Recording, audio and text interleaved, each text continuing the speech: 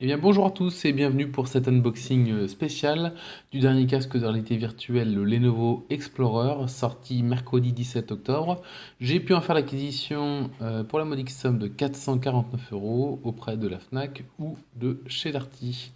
Voilà le contenu de la boîte hein, sur le côté qui est fort sympathique avec un carton assez solide et mat voire brillant en face avant.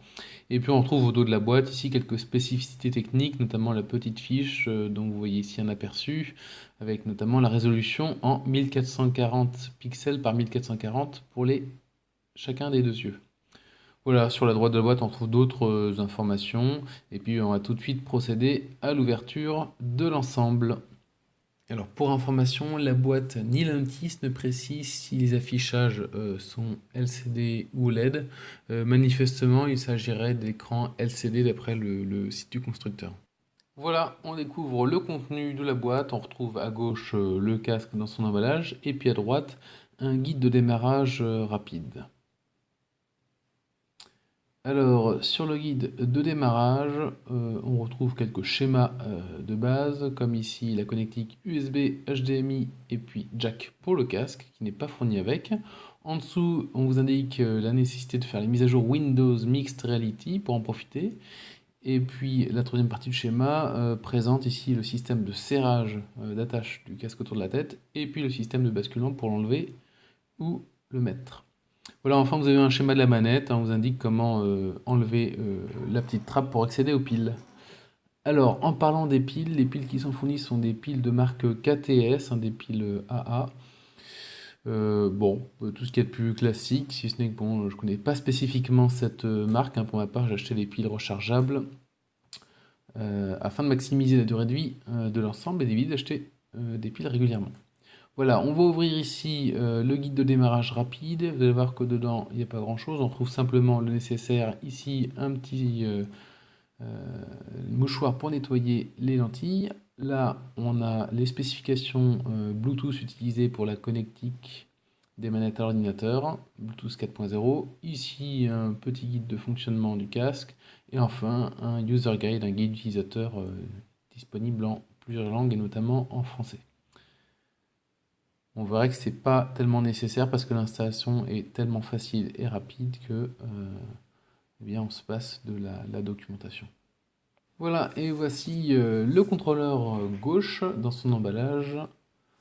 Assez léger, bien équilibré, la matière est agréable. Alors je vais retirer ici le cache-pile. Vous voyez que j'ai mis deux piles AA rechargeables de 2000 mAh pour maximiser leur longévité. Donc là, on voit plusieurs boutons, notamment le bouton pour l'allumage extinction, un pad directionnel, un pad sensitif, et puis ici un bouton secondaire, et une gâchette latérale, et enfin la gâchette terminale, souvent qui permet de tirer dans le jeu d'action. Voilà, donc on va allumer ici le contrôleur, on voit les petites LED qui s'allument, la synchronisation est assez rapide sur l'ordinateur. Et puis alors, justement, pour effectuer cette synchronisation, je ne sais pas si vous voyez ici, tout en bas, on voit un petit bouton qui permet de synchroniser la manette. En général, on a besoin de ne le faire qu'une seule fois lors de l'installation.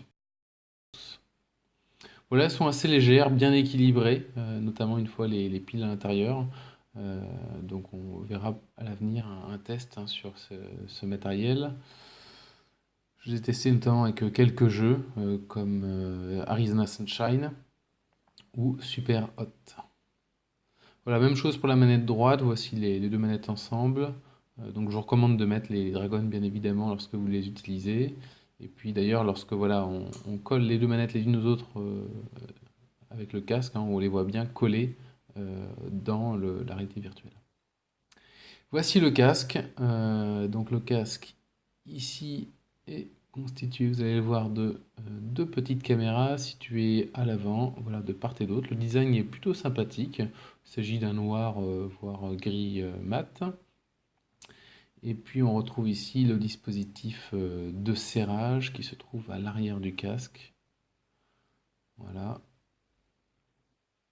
Hein, donc là, convient à toutes les têtes, bien évidemment.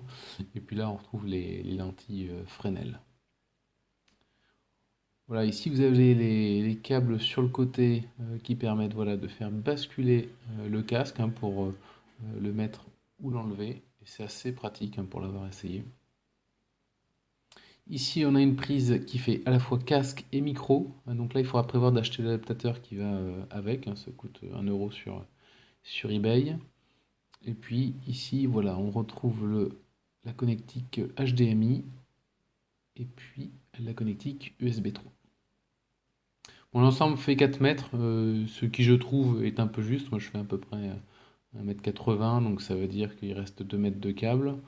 Donc, bon, pour l'instant, ça me convient, mais j'envisage d'acheter une rallonge USB 3 et HDMI. Voilà pour le casque, hein, donc un design plutôt sympa, plus léger que le HTC Vive, je trouve. Et puis les manettes également, je les trouve très légères. Et voilà, là j'anticipe un peu sur la preview de l'ensemble, donc on fera les tests ultérieurs. Voilà, en tout cas pour la prise en main des manettes, j'ai trouvé que c'était vraiment très pratique. Elles sont légères. J'ai pas eu de perte de tracking lors de mes tests. Mais voilà, je vous en dirai plus davantage à ce propos prochainement. Allez, salut à tous! Voilà, je vous rappelle les principales informations de cette vidéo. Donc, il s'agit du casque de réalité virtuelle Lenovo Explorer qui est sorti le mercredi 18 octobre en exclusivité chez la Fnac et Darty ou en précommande sur le site de Microsoft. Donc, ce casque est compatible avec l'add-on Windows Mixed Reality sorti la semaine dernière. La bibliothèque applicative contient à ce jour 16 logiciels dans le Windows Store, dont des jeux comme Super Hot ou Arizona Sunshine. Pour information, SteamVR fonctionnera avec le casque et sera disponible au public début décembre, ce qui va augmenter significativement la ludothèque.